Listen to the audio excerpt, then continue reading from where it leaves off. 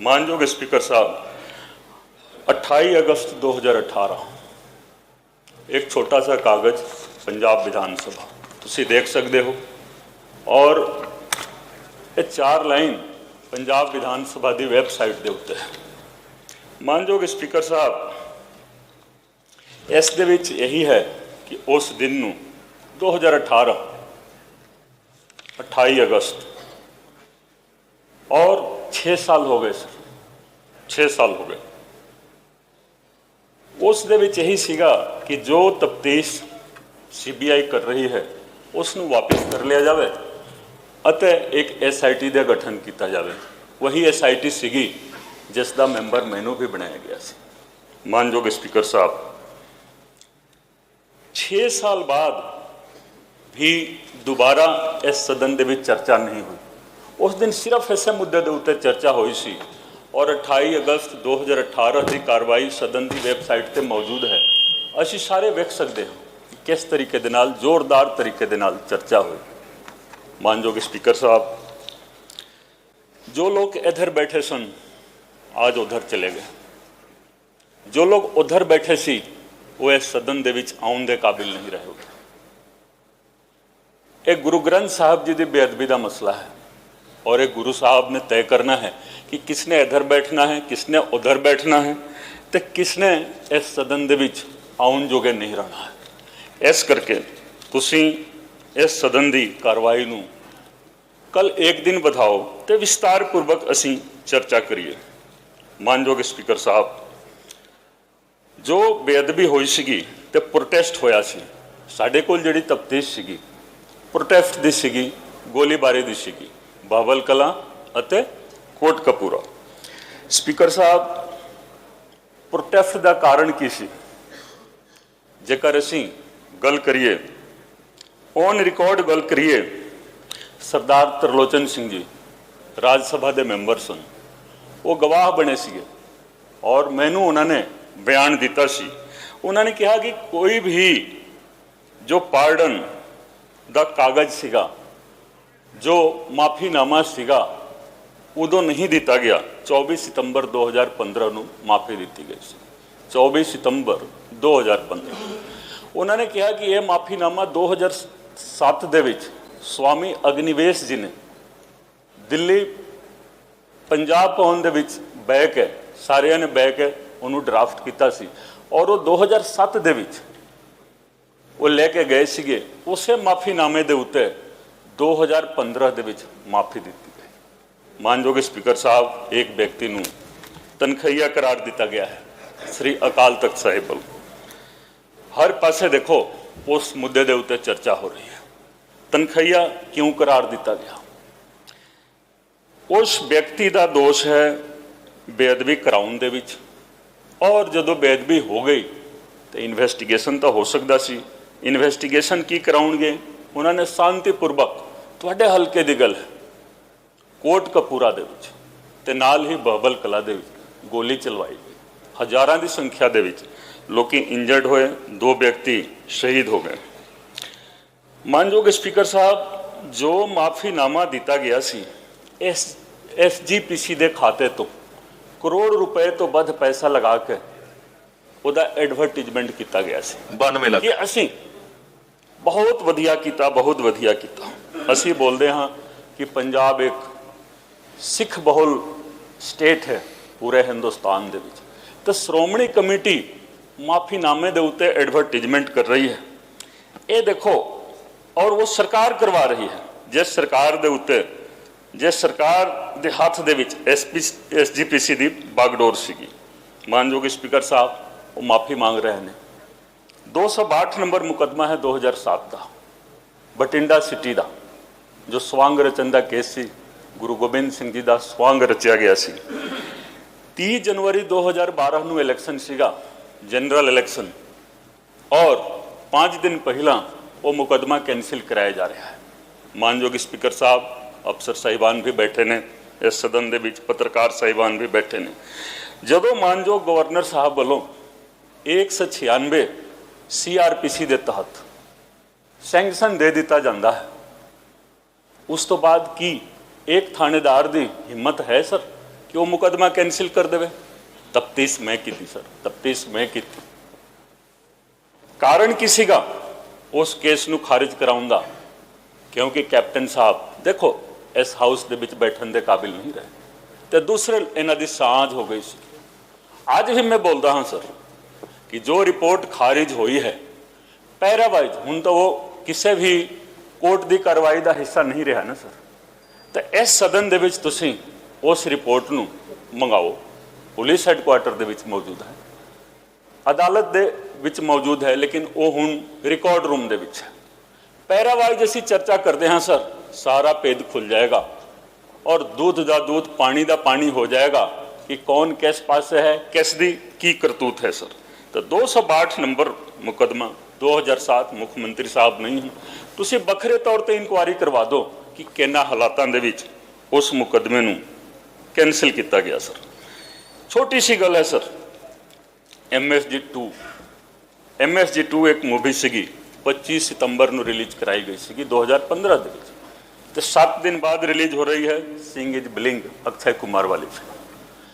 तो इस फिल्म के उत्ते सिख संगत ने विरोधता जाहिर की सी, तो किन्ना हालातां दे विच पुलिस प्रोटैक्शन दे विच ये दोवें मूवीज नूं रिलीज करवाया गया। जदों प्रोटेस्ट होया और गोलीबारी हुई उस तो इमीडिएट पहला ये सारा कुछ होया सी सर। यही कारण सीगा कि प्रोटेस्ट होया सी। तो मेन कारण प्रोटेस्ट का यही सी कि पहला माफीनामा, दूसरा MSG 2 का रिलीज, सिंह इज ब्लिंग का रिलीज, और तीसरा माफीनामा सर। ठीक है, माफीनामा मैं दोबारा बोलता हूँ, प्रोटेस्ट का कारण एक तो हो गया बेअदबी, दूसरा हो गया सिंह इज ब्लिंग और MSG 2 का रिलीज जो कि सिख संगत दियां भावनावां के खिलाफ जाके होया सी। ठीक, और तीसरा जो माफीनामा दिता गया सी। अपना टाइम हो गया सर, ब्रीफ। एक सेकंड मैं लवांगा। SIT की गल होंदी है, 5 मैंबरी कमेटी सीगी, बाजवा साहब ने भी कल एक अफसर की तारीफ की थी सर। वो अफसर कोई तफ्तीश नहीं करता सर, ऑन रिकॉर्ड है। तुसीं पूरी SIT की कार्रवाई मंगा लो, केस डायरी लिखी जाती है जिसनों पंजाबी दे विच असीं जिमनी बोलते हैं। जो केस डायरी लिखी जाती है वो केस डायरी ही तफ्तीश का हिस्सा बनती है। कि प्रबोध कुमार जी ने एक भी केस डायरी लिखी है? अपने आप को बोलते सी कि मैं तो सिट का मुखी हाँ। कोई ऐसा ऑर्डर नहीं है सर, कोई ऐसा ऑर्डर नहीं है। जेकर होवे तो कोई लिया के इत्थे सदन दे विच दिखा देवे। उस व्यक्ति ने, उस अफसर ने एक भी केस डायरी नहीं लिखी है। जेकर लिखी होवे तो इत्थे लिया के रख दिता जाए sir. Number two Arunpal Singh, उन्होंने भी जेकर कोई केस डायरी एक भी जिमनी लिखी होवे तो इस हाउस दे विच सर लिया के दिखा दिता जाए। नंबर 3 तो मैं सीगा सर कुंवर विजय प्रताप सिंह, मैं जुर्रत की थी केस डायरी लिखन दी। मैं केस डायरी लिखी सर, कहा गया कि देखो 2 अफसरां नूं इन्हां ने बाईपास किया, लिखना चाहिए सी उन्हां लोकां नूं। जेकर मैं भी छड्ड दिंदा तो केस डायरी कौन लिखदा, तफ्तीश कौन करदा, किस तरीके दे नाल तफ्तीश हुंदी। तो इस चीज़ की भी इंक्वायरी कराओ तुसीं। तुहाडी चेयर दे विच बहुत पावर है कि प्रमोद कुमार और अरुणपाल सिंह ने एक भी केस डायरी क्यों नहीं लिखी, किन्हां हालातां दे विच नहीं लिखी, तो किस नूं बचाउण वास्ते नहीं लिखी सर। SIT उस तो बाद बनी जदों मैं नौकरी छड्ड दित्ती। तो जो SIT पहला बनी हुई सी कैप्टन साहब वालों, मेरी नौकरी छड्डण तो बाद 2 SITयां बनाईयां गईयां। एक SIT कोट कपूरा वाली, उन्होंने केस नूं रफा दफा कर दिता सर। दूसरी SIT बनी बाबल कलां वाली, बाबल कलां केस सर वो ट्रांसफर होकर फरीदकोट की मानयोग जिला अदालत तो डिस्ट्रिक्ट कोर्ट चंडीगढ़ दे विच आ गया है सर। असीं हर अदालत की प्रेस्टीज दे उत्ते, हर अदालत दे मान दे उत्ते मान महसूस करते हैं। लेकिन सर तुसी देखो, जो गवाह अपने पिंड तो चल के फरीदकोट जिला हैडकुआटर ते नहीं आ सकते सी, असीं पिंडां दे विच जा के बयान लिखते सी कि वो गवाह चंडीगढ़ दे विच आउणगे गवाही देने वास्ते। वो भी सर 2015 का मसला है और 2024 हो गया। पंजी तो हो सकता है कि चार्ज फ्रेम हो जाए तो वो कार्रवाई कोर्ट दे विच शुरू होवे। तो कि 10 साल बाद पहला तो यही देखना है कि किन्ने गवाह इस वेले लाइव ने, किन्ने गवाह इस मुल्क दे विच मौजूद ने। कई तो बाहर चले गए, पैसे पूछे दे के सर दोषियों ने, दोषी बहुत ताकतवर ने सर, बाहर भेज दिता गया। तो इस केस दे विच एक दिन ये होना है 20 साल बाद 25 साल बाद कि फलाने नूं बाइज्जत बरी कर दिता गया, फलाने नूं बाइज्जत बरी कर दिता गया। लेकिन एक अदालत ऊपर भी है सर, गुरु गोबिंद सिंह जी की अदालत। उस अदालत तो बरी होना बहुत मुश्किल का काम है सर, बहुत मुश्किल का काम है। और उत्थे रोजाना तौर पर सुनवाई चल रही है सर। एक होर बहुत इंपॉर्टेंट गल है सर, बहुत इंपॉर्टेंट गल, मैं रिजाइन कर दिता सर। तुसी देखोगे मीडिया नूं इस चीज़ ते रोक दिता गया, मीडिया नूं काबू किया गया। मेरे मीडिया के भरा भी बैठे हुए ने। प्रशांत किशोर उदों आए सीगे सर 1 मार्च 2021 नूं कांग्रेस पार्टी दे नाल, जां तुसी कहो कैप्टन अमरिंदर सिंह दा चीफ एडवाइजर बन के। 17 दे विच भी वो आए सीगे, कॉफी विथ कैप्टन, गुटका साहिब ते हाथ रख के इंसाफ दिलावांगे। लेकिन 5 अगस्त 2021 नूं रिजाइन करके चले गए। किन्ना हालातां दे विच रिजाइन करके गए, किसी मीडिया दे विच गल नहीं आई। चले गए, ये तो आ गया हर थां ते, लेकिन किसी ने उसकी एनालिसिस नहीं की कि क्यों चले गए।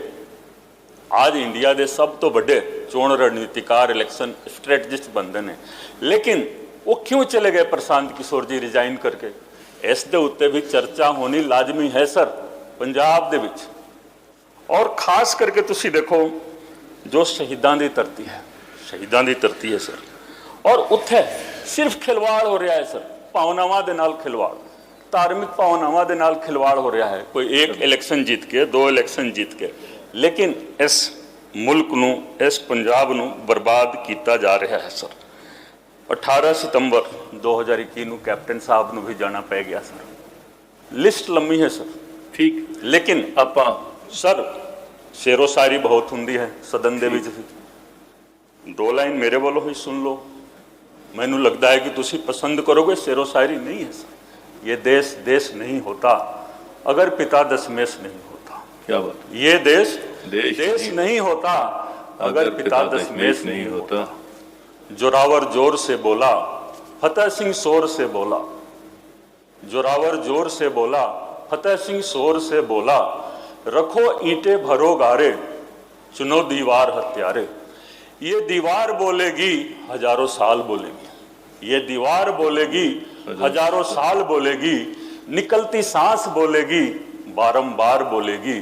हमारे देश की जय हो, हमारे धर्म की जय हो, हमारे देश की जय हो, हमारे धर्म की जय हो, पिता दशमेश की जय हो, श्री गुरु ग्रंथ की जय हो, पिता दशमेश की जय हो, श्री गुरु ग्रंथ की जय हो। वाहिगुरू। गुरु साहब फरमाਉਂਦੇ ਆ, मानसा के दिवालों कोई नस भज निकले, हर दिवालों कोई किथे जाया।